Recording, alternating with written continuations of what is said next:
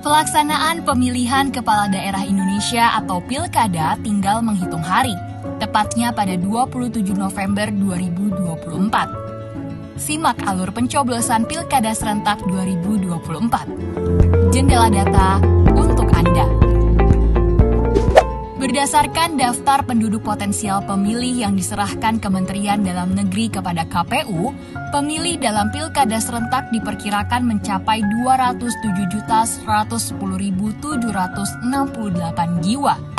Dengan total pemilih laki-laki mencapai 103.228.748 jiwa, dan pemilih wanita mencapai 103.882.020 jiwa.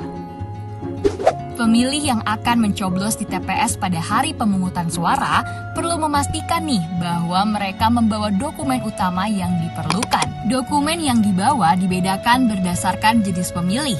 Apakah pemilih terdaftar dalam daftar pemilihan tetap, atau daftar pemilih tambahan, atau daftar pemilih khusus. Pemilih dalam daftar pemilih tetap adalah WNI yang telah memenuhi syarat sebagai pemilih dan telah diverifikasi serta ditetapkan oleh KPU. Adapun dokumen yang harus dibawa seperti kartu tanda penduduk atau surat keterangan formulir model C pemberitahuan KPU atau undangan untuk mencoblos.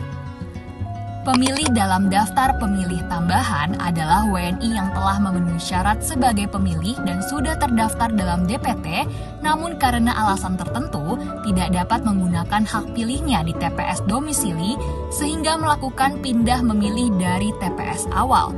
Adapun dokumen yang harus dibawa seperti KTP atau surat keterangan formulir model A atau surat pindah memilih.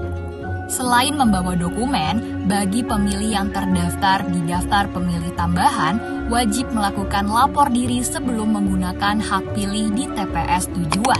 Pemilih dalam daftar pemilih khusus adalah WNI yang telah memenuhi syarat sebagai pemilih, akan tetapi belum terdaftar sebagai daftar pemilih tetap atau daftar pemilih tambahan. Adapun dokumen yang harus dibawa seperti KTP elektronik atau surat keterangan. Nah, bagi pemilih dalam daftar pemilih khusus akan bisa menggunakan hak pilihnya 1 jam sebelum pemungutan suara ditutup sepanjang surat suara masih tersedia. Nah, sekarang simak bagaimana alur pencoblosan di TPS nanti. Pastikan Sobat Media Indonesia datang di waktu yang sudah ditentukan ya, yakni pukul 7 pagi hingga pukul 1 siang waktu setempat.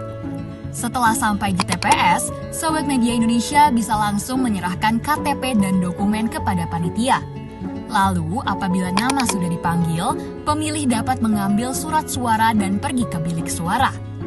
Di bilik suara, pemilih melakukan pencoblosan dengan menggunakan alat yang sudah disediakan. Setelah itu, masukkan surat suara ke kotak yang telah disediakan.